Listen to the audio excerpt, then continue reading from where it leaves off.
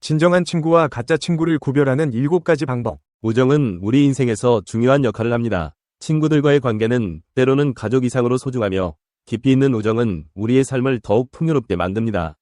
그러나 진정한 친구와 가짜 친구를 구별하는 것은 결코 쉬운 일이 아닙니다.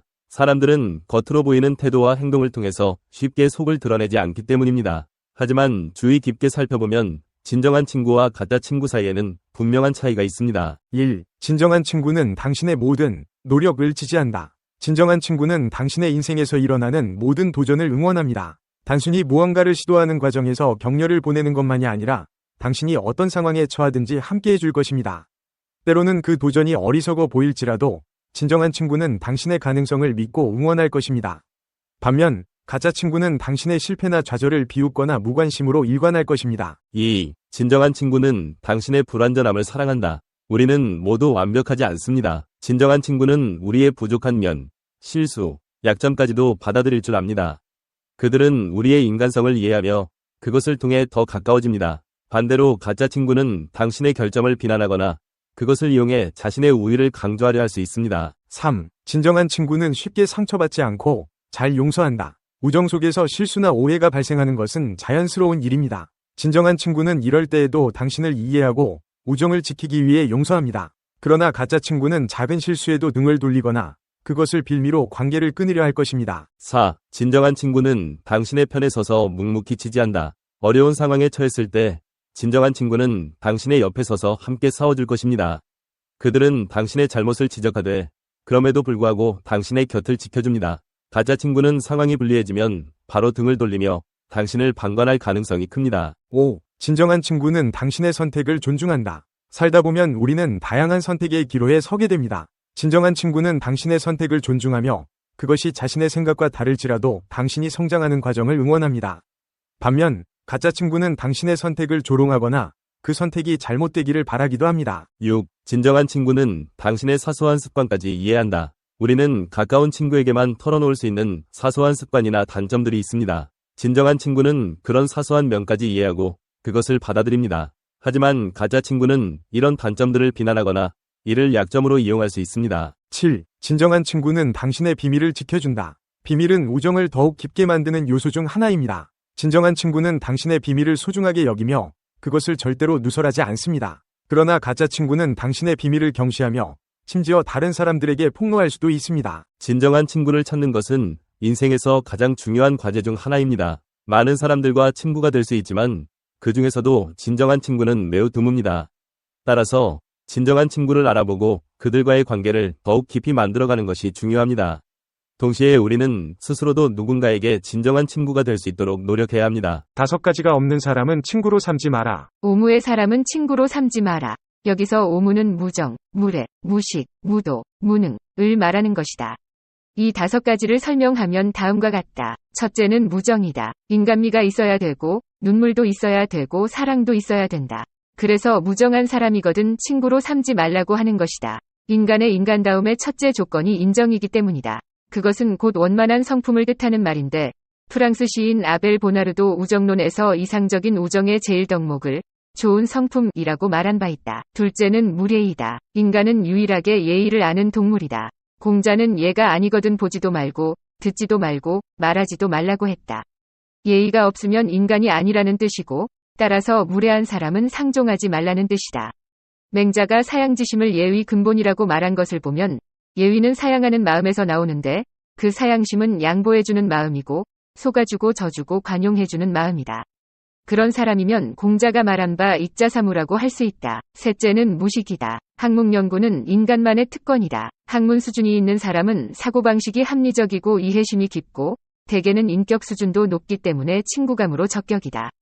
그러나 그 수준이 차이가 많이 나면 안 되고 비슷해야 된다. 그래서 자기보다 많이 무식해도 안 되지만 너무 유식해도 부담이 된다. 보통 무식한 사람을 친구로 삼지 말라는 말은 지적 수준이 유사해야 된다는 뜻으로 한 말이다. 넷째는 무도이다. 사람은 동물 중에서 유일하게 길을 따라 살아가는 동물이다. 길 중에는 가서는 안 되는 길이 있고 되는 길이 있다. 예컨대 공직자가 가야 할 길이 있고 교육자가 가야 할 길이 따로 있다. 아버지의 길이 있고 어머니의 길이 있다. 그 길에 충실한 사람을 일러서 도리를 아는 사람이라 하고 사명에 충실한 사람이라 한다. 그 길을 무시하고 제멋대로 살아가는 사람을 무도한 사람이라 하는데 그런 사람이 친구이면 욕이 된다. 다섯째는 무능이다. 인간은 창조적 동물이면서 상부상조할 줄 아는 동물이다. 인생길을 걸어가다 보면 곤란에 처할 때도 있고 위기를 만날 때도 있고 궁지에 몰릴 때도 있다. 그럴 때 친구를 도와주려면 인정만으로는 안 된다. 능력이 있어야 되고 적극성이 있어야 된다. 그래서 무능한 사람은 친구가 되기에 적합하지 않다. 커피를 잘 섞으면 향기가 나고 친구를 잘 만나면 힘이 난다. 무엇보다 내가 먼저 오무의 사람이 되는 건 아닌가 반성해야겠다. 친구가 되려면 진짜 친구가 되어라. 진정한 친구가 되기 위해서는 사실 어마어마한 책임이 따른다. 당신은 의리 있고 솔직하며 유쾌한 사람이면서도 친구의 잘못을 너그럽게 용서할 줄 아는 사람이 되어야 한다. 또한 어떤 경우라도 친구에게 도움을 주고 위로할 준비가 되어 있어야 한다. 당신은 어쩌면 잔인하다 싶을 정도로 친구에게 솔직해져야 할 때도 있을 것이고 그 때문에 우정에 금이 갈 수 있다는 사실도 받아들일 마음의 자세가 되어 있어야 한다. 그들은 당신의 복제품이 아니라 당신의 친구들이다. 따라서 그들은 당신과 다르게 행동한다. 당신은 당신이 진정한 친구라고 생각하는 사람에게 상담자, 동료가 되어야 하며 사적인 문제를 터놓고 얘기할 수 있는 믿을 수 있는 친구이자 동지가 되어 주어야 한다. 사람들은 자신의 우정에 대한 보상을 원한다. 물론 그들 역시 당신과 똑같이 해야 할 것이다. 하지만 그들이 이 모든 것들을 해내지 못한다 하더라도 당신은 여전히 그들의 친구로서 그들 곁에 함께 있어주면서 진정 그들이 당신을 필요로 할 때 그들을 도와주고 격려해 주어야 한다. 그리고 만약 모든 것을 할 수 없다고 해도 그들 곁에 함께 있어주는 것만큼은 꼭 실천해야 한다. 행복하고 즐거울 때만 그들 곁에 있어주는 게 아니라 시련과 고난의 시간을 보낼 때에도 항상 곁에 있어주어야 한다.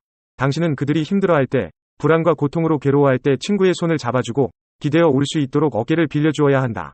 그리고 당신은 근심을 덜어줄 수 있는 격려와 위로의 말을 하거나 다시 시작하면 된다고 충고하고 새롭게 시작할 수 있는 용기와 힘을 불어넣어 주어야 한다. 그리고 만약 모든 것을 할 수 없다고 해도 그들 곁에 함께 있어주는 것만큼은 꼭 실천해야 한다. 행복하고 즐거울 때만 그들 곁에 있어주는 게 아니라 시련과 고난의 시간을 보낼 때에도 항상 곁에 있어주어야 한다. 당신은 그들이 힘들어할 때, 불안과 고통으로 괴로워할 때 친구의 손을 잡아주고 기대어 올 수 있도록 어깨를 빌려주어야 한다. 그리고 당신은 근심을 덜어줄 수 있는 격려와 위로의 말을 하거나 다시 시작하면 된다고 충고하고 새롭게 시작할 수 있는 용기와 힘을 불어넣어 주어야 한다. 진정한 친구란 장시간 비행기를 타고 여행할 때 당신과 끊임없이 대화를 나눌 수 있는 사람이며 10년 동안 만나지 못했더라도 방금 헤어졌다 다시 만난 것처럼 대화를 계속 이어나갈 수 있는 사람이다. 가장 중요한 것은 그들 옆에 함께 있어주는 것이다. 좋을 때만 곁에 있어주는 친구는 진정한 친구가 아니다. 적과 친구를 명확히 가리라. 우리는 사람들이 예의 바름 뒤에 교활함을 감추는 방식으로 노골적인 적대감을 드러내지 않는 시대에 살고 있다. 많은 사람들이 우정이라는 가면을 쓰고 공격적 욕망을 숨긴다. 그들은 가까이 다가와서 더 많은 해를 끼치려 한다. 친구까지는 아니지만 도움과 협조를 제공하는 이들도 있다. 당장은 같은 편처럼 보일지 몰라도 언젠가는 당신의 희생을 담보로 자신의 이득을 챙길 자들이다. 도덕성을 이용하는 전쟁을 완벽하게 아는 이들도 있다. 이들은 희생양을 가지고 놀며 당신이 저지른 일을 딱 꼬집어 말하지 않으면서도 죄책감을 느끼게 만든다. 전쟁터와 다름없는 현대사회는 이런 전사들, 요리조리 잘 빠져나가고 종잡을 수 없고 머리 회전이 빠른 책략가들로 가득하다. 명심하라. 전략가로서의 첫 번째 과제는 적의 개념을 확장하는 것이다. 교묘한 방법으로 당신에 반대하여 작업하고 회방 놓는 자들의 집단을 적의 개념에 포함시켜라. 스스로를 적들에게 둘러싸인 아웃사이더로 투사로 여겨야 한다. 끊임없는 전투는 당신을 강인하고 기민하게 만든다. 남들과의 반목을 두려워하지 마라. 반목 없이는 전투도 없고 전투가 없으면 승리할 기회도 없다. 사람들의 호감을 사야 한다는 유혹에 빠지지 마라. 그보다는 존경받고 심지어 두려움의 대상이 되는 편이 낫다. 적들에 대해 승리를 거둘 때 얻는 인기가 더 오래 지속되는 법이다. 일부 대중이 미워하더라도 내버려 두어라. 모든 사람을 만족시킬 수는 없는 법이다. 당신과 첨예하게 대립하는 자들, 적들이야말로 당신이 든든하게 의지할 토대를 구축하는 데 도움을 줄 존재다. 한가운데로 휩쓸려 들어가지 마라. 그곳에는 어중이 떠중이들이 모여들게 마련이고 이 군중 속에는 결투를 벌일 공간이 없다. 사람들을 양극화시켜라. 그중 일부를 쫓아내고 전투를 위한 공간을 만들어라. 당신이 어떻게 하든 순진한 희생양은 되지 말아야 한다. 끊임없이 후퇴하거나 적의 책략에 넘어가서는 안 된다. 세상에는 언제나 당신보다 더 교활하고 무자비한 사람들이 있다.